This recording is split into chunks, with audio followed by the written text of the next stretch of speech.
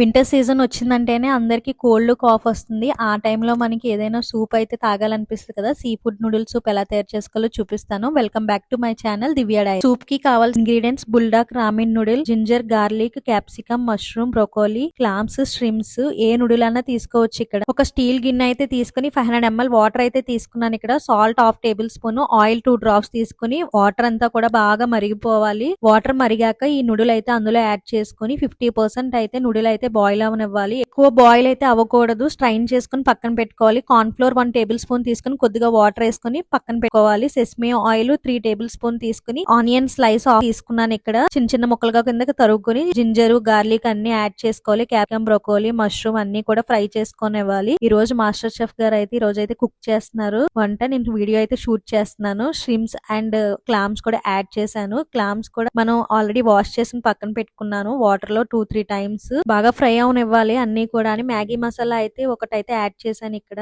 చిన్న piece taste అయితే బాగుంటుంది. మ్యాగీ మసాలా యాడ్ చేస్తే తర్వాత వాటర్ యాడ్ చేయాలి. ఈ వాటర్ మంచిదే మాకు ఇక్కడ ట్యాప్ లో వచ్చే వాటర్. మిక్స్ చేసుకుని 1 టేబుల్ స్పూన్ సాల్ట్ అయితే యాడ్ చేసుకోవాలి. ఇక్కడ చూసుకుని అయితే కొద్ది కొద్దిగా అయితే మా హస్బెండ్ అయితే యాడ్ చేస్తున్నారు. పెప్పర్ పౌడర్ 1 టేబుల్ స్పూన్ అయితే పడుతుంది. వెనిగర్ 2 టేబుల్ స్పూన్ యాడ్ చేసుకుని బాగా మిక్స్ చేసుకోవాలి. బాయిల్ అవనివ్వాలి మొత్తం అంతా కూడా. సూప్ అంతా కూడా బాగా బబుల్స్ వస్తున్నాయి కదా, ఈ టైంలో కార్న్ ఫ్లోర్ అయితే వాటర్ అయితే యాడ్ చేసుకోవాలి. ఒక ఎగ్ తీసుకుని బాగా బీట్ చేసుకొని సూప్ బాగా మరిగిపోయి ఉన్న దాంట్లోకి లాస్ట్ లో అయితే ఇలాగా ఎగ్ అయితే బీట్ చేసుకుని స్లోగా యాడ్ చేసుకుని కలుపుకుంటూ ఉండాలి. బాగా బాయిల్ అవనిచ్చి 2 minutes స్ప్రౌటెడ్ బీన్స్ కూడా యాడ్ చేసుకుంటే టేస్ట్ అయితే బాగుంటుంది. దీనివల్ల మినరల్స్, విటమిన్ సి ఉంటుంది, యాంటీ ఆక్సిడెంట్స్ కూడా ఉంటాయి. అండ్ నూడిల్ కూడా లాస్ట్ లో యాడ్ చేసుకుని బాగా మిక్స్ చేసుకుని 2 minutes అయితే బాయిల్ అవనివ్వాలి. నూడిల్ అంతా కూడా మన సూప్ లోకి బాగా మిక్స్ అయ్యేటట్టు చూసుకోవాలి. ఇక్కడ ఆల్రెడీ నూడిల్ అన్నది 50% బాయిల్ అయితే మనకి ఇక్కడ ఇంకొక 50% అయితే ఇందులో బాయిల్ అయిపోతుంది. వెంటనే బాయిల్ అయిపోతుంది.